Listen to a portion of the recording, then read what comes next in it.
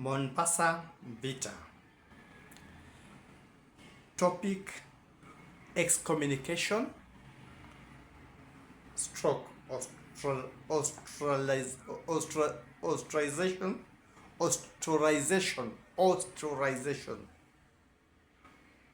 or bastardization. This is a form of warfare that has been employed by man ever since time immemorial. When we were small children, we would go to school and play with other children. And sometimes when they were privileged and they had things that we could not have, like good toys. Because even during those days, they were small toy vehicles that would be pushed.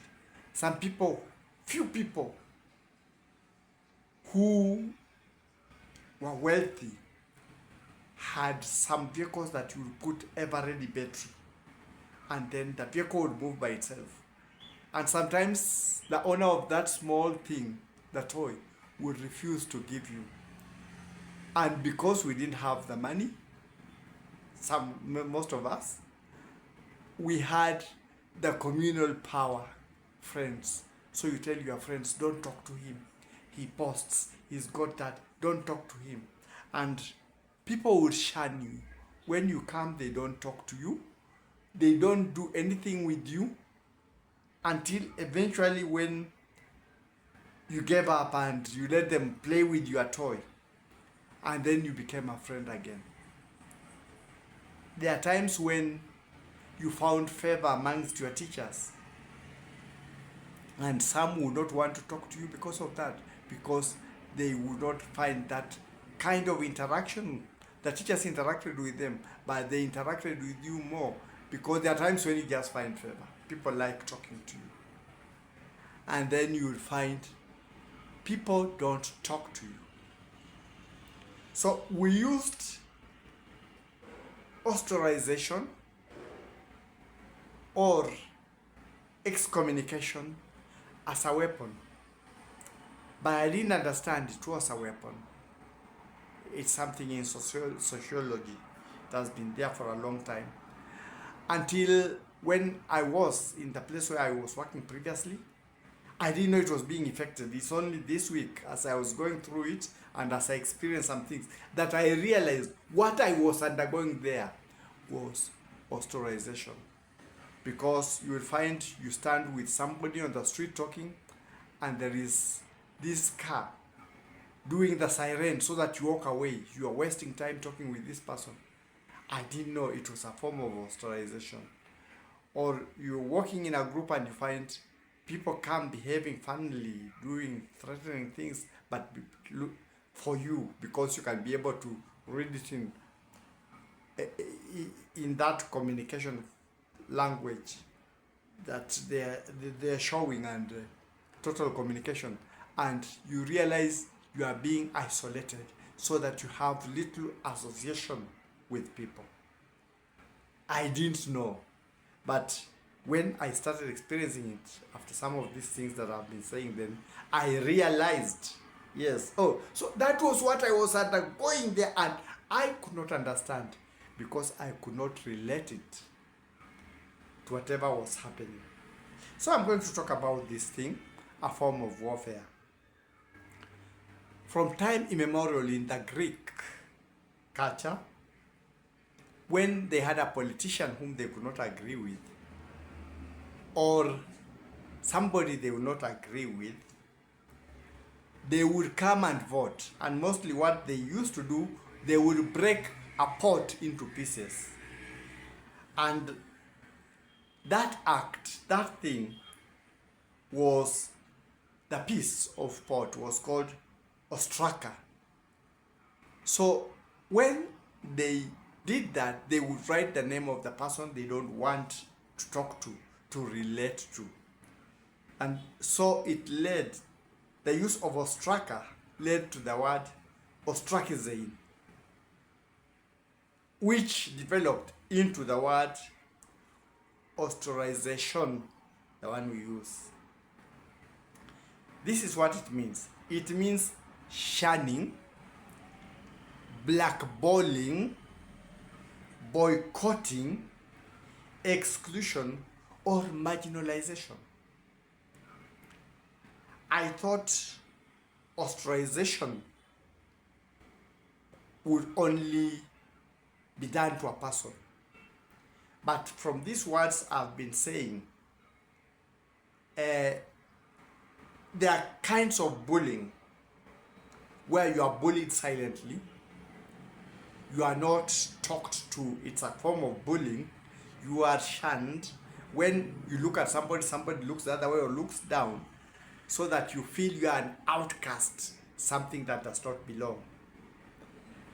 That kind of bullying is also put under ostracization or bastadization or excommunication.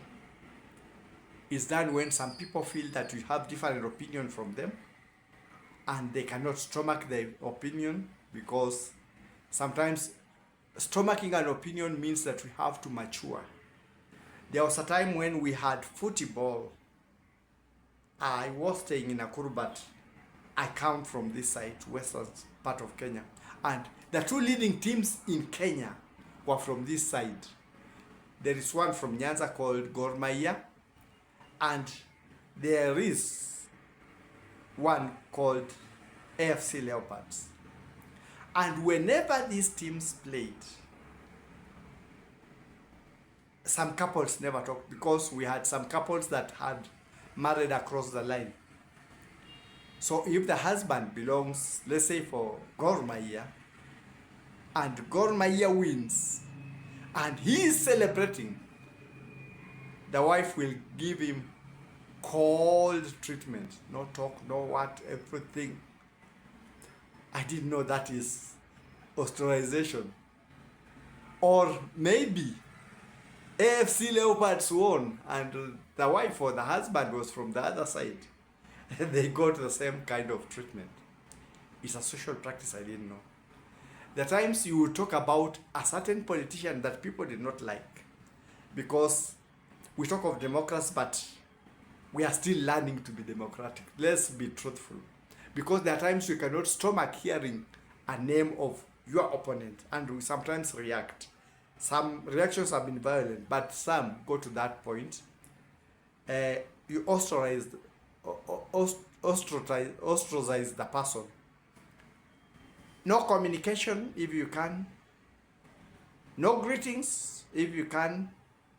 But greetings affect people in the African context now, because those friends and relatives who have been abroad and the people have interacted who come from abroad say mostly these greetings we have and these handshakes and whatever, they are not common there. In fact, there you do it, somebody will find it's a disturbance. But in the African context, you want a smile, you want that relationship, even if somebody doesn't talk to you, that look of acknowledgement, you are part of the society.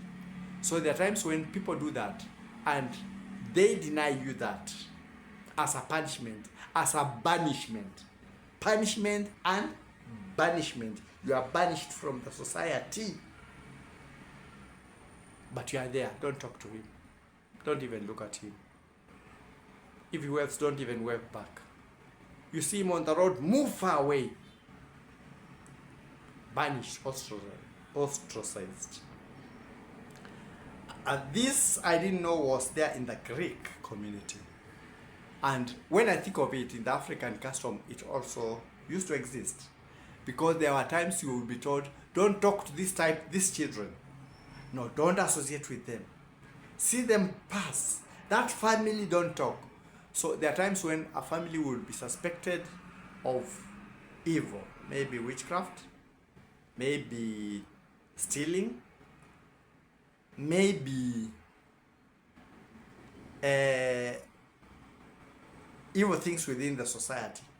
But there are times also when there was jealousy in it. Maybe they have done well in their education. It could not even be money-wise, or they have money and you don't have.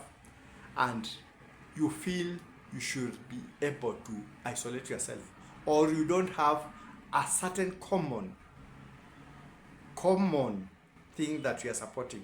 So somebody has said something different and you feel so mad, you think by ostracizing the person, you are going to depress the person psychologically, so you are giving that person a psychological punishment. I thought it only belonged to the society, but I came to realize it also used to be there long time ago in religions. Who have heard of this thing called excommunication? The ones manning the religion will tell you, now you have not agreed to abide by this, and we are the holy people giving you that dictate, and you have refused. So on behalf of God, because we work for God, you are excommunicated. When you die, you'll never go to heaven. Nobody should. There was excommunication. I didn't know it was that. There are churches also where people are, and you are told, that woman, that man, the way he behaves, nobody should be seen near him. He should not come near this church. Anybody who greets him ceases to be a member of this church. And those things happen. That is also Ostrozization, Bastadization, or Excommunication. This is an activity in sociology that many people don't notice. In the African context, it still affects because we are very social. Those who come from Europe, the few friends I had, many friends, there is not few, I had many friends from there, we would interact. The friends I had from Europe would tell me that silence and not non-interference with people doing their business is okay with them. So to them, ostracization may not work that much. But to the African context, it somehow does that. And people feel that when you don't agree in certain terms, then you should get the cold treatment, ostracization. Or when you don't agree with the religion, you should get that treatment. When you don't agree politically, you should get that treatment. Shunning any contacts, any organization, any maneuvers with a person. So having experienced that, and having seen that, and having experienced that again, because maybe of the views, I thought it an important part in sociology to be able to share, so that we have to learn, that we have to mature in certain aspects. Let somebody has his opinion, whether you hate it or not. Don't ostracize somebody. It doesn't make a difference. That's why I am talking about ostracization, a sensitization to the society, a form of social training, sociology. That's my take for now.